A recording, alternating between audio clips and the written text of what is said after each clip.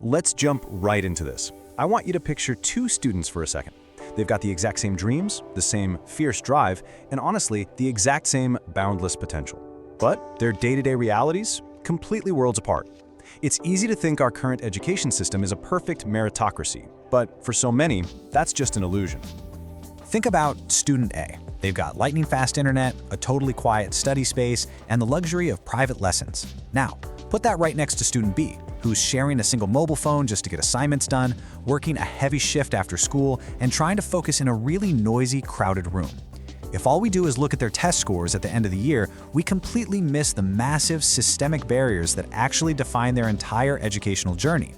Which brings us to Section 1, Beyond the Test Scores, the Foundations of Fairness. Because a true education system has to deliver more than just high-quality academics, it has to deliver fundamental fairness to every single student. The absolutely crucial point here is establishing a baseline. Schools physically and structurally need certain things just to give every student a fighting chance. We're talking about properly trained teachers, genuinely useful materials, buildings that are actually safe, and of course, sufficient, consistent funding. Without those non-negotiable basics, the playing field is entirely uneven before the very first bell even rings. But those barriers extend way outside the classroom walls too. There are all these hidden, compounding factors that disproportionately punish students who have fewer resources. Take homework. Yes, it can absolutely support learning, but excessive amounts create immense stress and wipe out critical time for sleep or family bonding.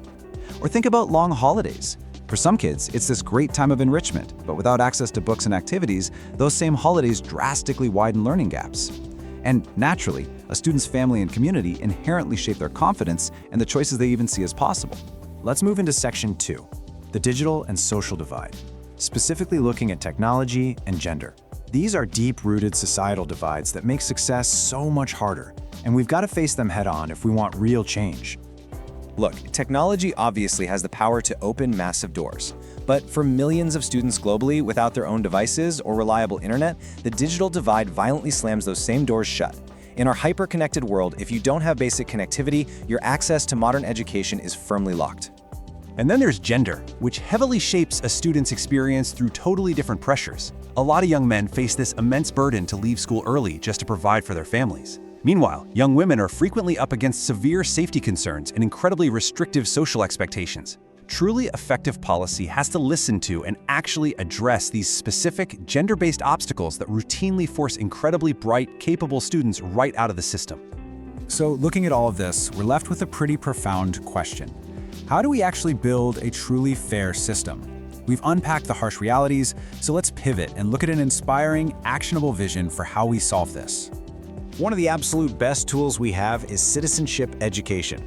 This is not just about memorizing dates from a textbook. It's about teaching students their rights, their core responsibilities, the art of healthy debate, and mutual respect.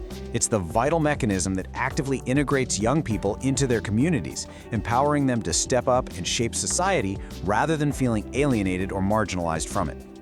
We already know that quality education is the undisputed key to reducing poverty and building resilient communities. But let me be absolutely clear about this.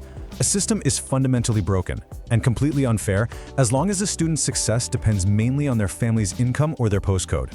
Your zip code and your family's bank account should never dictate your intellectual potential. And that leads us perfectly into Section 3, your role in the solution, how university students can act. I am speaking directly to the university students tuning into this explainer right now.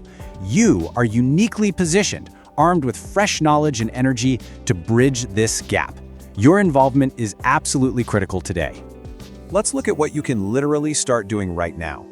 You can step up to tutor and mentor the students coming up behind you. You can dedicate your time to researching local needs, use your platform to speak out against these structural barriers, and crucially, vote for policies that mandate equal access and consciously elevate quieter voices. You possess the power to create immediate, powerful ripples of change in your community.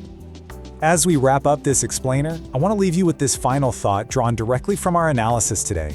Education changes society when every student receives a real chance to succeed. Until that chance is universal and unimpeded, our work just isn't done. I challenge you to step up.